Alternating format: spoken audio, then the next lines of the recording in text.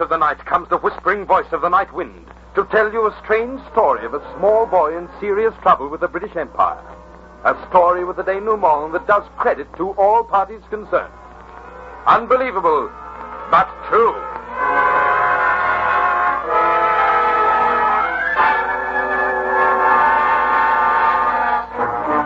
I tell you, I didn't steal the money, Father. I didn't steal it.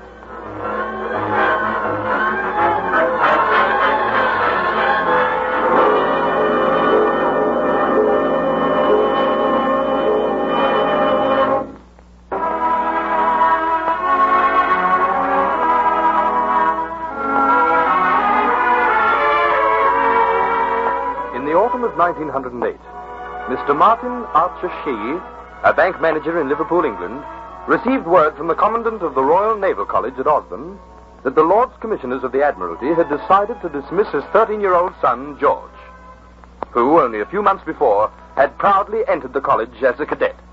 Martin, what's worrying you? Listen to this, my dear.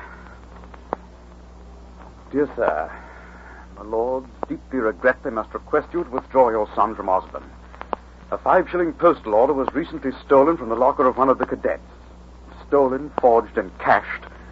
And after a consideration of all the available evidence, we are forced to the unfortunate conclusion that George Archer Shee is the guilty party.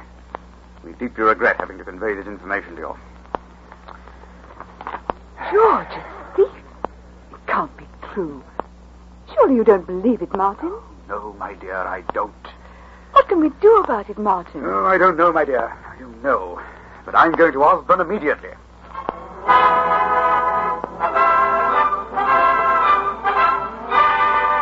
On arrival at Osborne, the distressed father cross-examined his son regarding the missing postal order.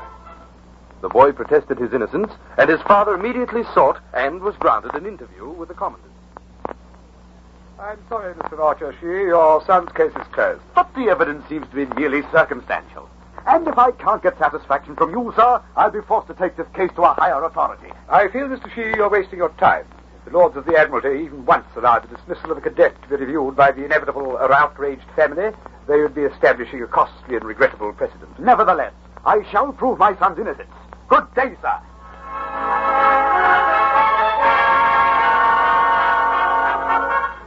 Then came a struggle that was maddening as well as frustrating.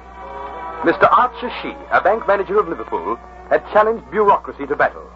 He was fighting the massive, complacent inertia of a government department, which was not used to being questioned, nor liked to be bothered.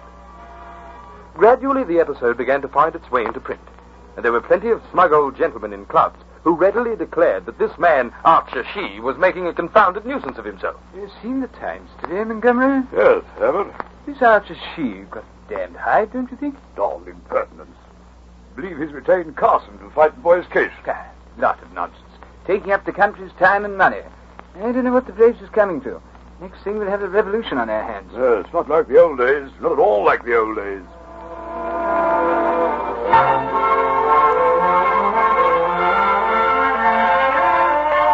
Now, Sir Edward Carson was the greatest advocate in England. It was he who brought down in ruins the startling and brittle edifice of Oscar Wilde. But when all his brilliance is forgotten, he will be remembered for the good turn he once did to a small boy in trouble. It was only after he had heard George Archer Shee's own story and subjected him to the crossfire of questioning that he agreed to take the case at all. After that interview, he said, This boy didn't steal the postal order. Now let us get at the facts. This took a bit of doing. The Admiralty resented the notoriety the case was rapidly gaining, and even Sir Edward Carson was confronted by obstacles which appeared almost insurmountable. Sir Edward, I'm afraid the case is hopeless. Hopeless, Mr. Shee? Why, man, we haven't begun to fight yet. But we can't even get it into court. I know, Mr. Archer Shee, and I've decided to achieve that by employing a long-neglected device known as the Petition of Right. The Petition of Right? Yes. It's an antique law by which any subject may petition the king, but only under certain circumstances. If he approaches the throne with the Petition of Right, and the king consents to write across it, let it be done. His Majesty can, in that instance, and on that issue, be sued like any commoner. And you think this device will succeed? Well, Mr. Shee, there's always one way to find out. Let's try it.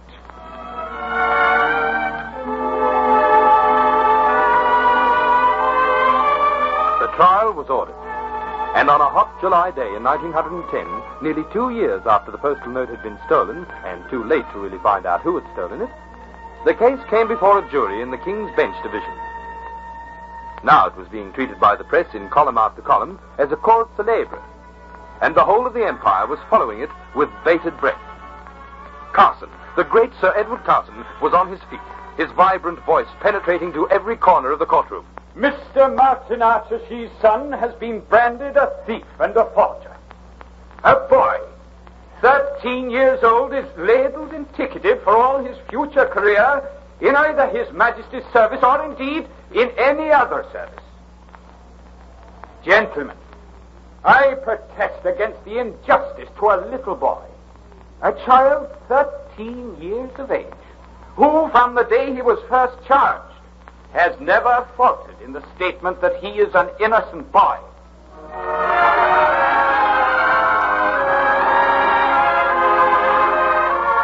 The case continued, and as it unfolded, plain men and women everywhere began to realize that this was no mere matter of a 5-shilling theft, but a vital issue of democracy, an issue just as important as any in the annals of British history. Silence! Silence in the court! Call George Archer Shee! George Archer Shee to the stand, please. Take the Bible in your right hand. Do you swear before Almighty God the evidence you are about to give in this case shall be the truth, the whole truth, and nothing but the truth? Repeat after me, so help me God. So help me God. George Archer Shee, you are accused of having stolen on a certain day some 2 years ago a postal note to the value of 5 shillings from a fellow cadet's locker. Now, did you or did you not steal that 5 shillings? I did not, sir. What was the state of your allowance at the time of the theft? I had ample funds. And if you had become financially embarrassed, you could always have written to your father for the amount. Yes, sir, I could. That is all.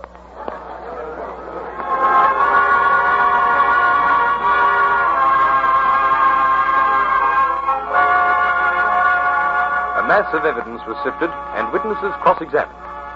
First came young Terence Back, cadet gunner whose postal note it was. Then Commander Richard, Greville, Arthur, Wellington, Stapleton, Cotton, the college commandant. And finally, most important of all, Miss Anna Clara Tucker, the postmistress. Miss Tucker, on the day in question, had any cadets been to the post office? Yes, 2. One to buy a 15 and 6 postal order, and the other to buy 2, totaling 14 and 9. And it was one of them who had cashed that stolen order? Yes. Now, could you, Miss Tucker, pick out the boy who cashed that order? Well, sir, they all look so alike in their uniforms that, quite honestly, I wouldn't know one from the other. Then how is it that you told Commander Cotton it was Cadet Archer Shee who had cashed the stolen order? Oh, that's quite simple, sir, because I remember the stolen order was cashed for the boy who had bought the postal order for 15 and 6. And your records show that boy was Cadet Archer Shee? Yes. The cashing of the stolen order and the issuing of the order for 15 and 6 had taken place at the same time? Oh, well, one transaction after the other. Your records show that? No, but I remember. Were there any interruptions between the 2 transactions? I don't remember. But there might have been. Yes, after all, I was in sole charge of the office at the time. And there would be the telephone to answer, telegrams to take down as they came over the wire. Yes, and the mail to sort out. These matters often took you away from the window? Yes. Even into the back room? Sometimes. So, sometimes, if one cadet should go away from the window and another step into his place during any one of the interruptions, you might not notice the exchange? Well, Miss Tucker? Yes, that's true. And since, on your own testimony, all cadets look alike, couldn't the one in this very instance have taken the place of another without you realizing when you returned to the window that you had not been dealing throughout with the same boy? Possibly. So, that now you cannot say positively it was Archer Shee who had cashed that stolen order. Well, I never said that exactly. Nor can you even be sure that the stolen order had, in effect, been cashed by the same cadet who bought the order for 15 and 6. No, not exactly.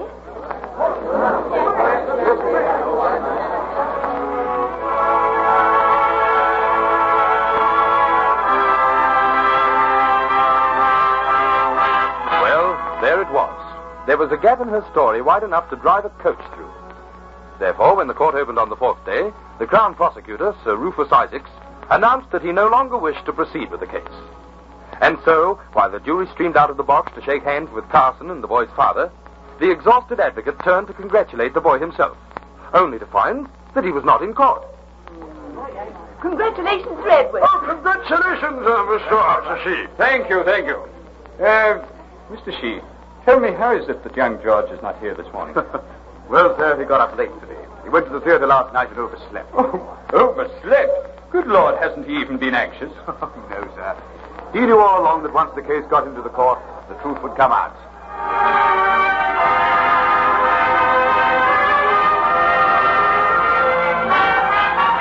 For weeks, Sir Edward Carson had hardly been able to get any sleep.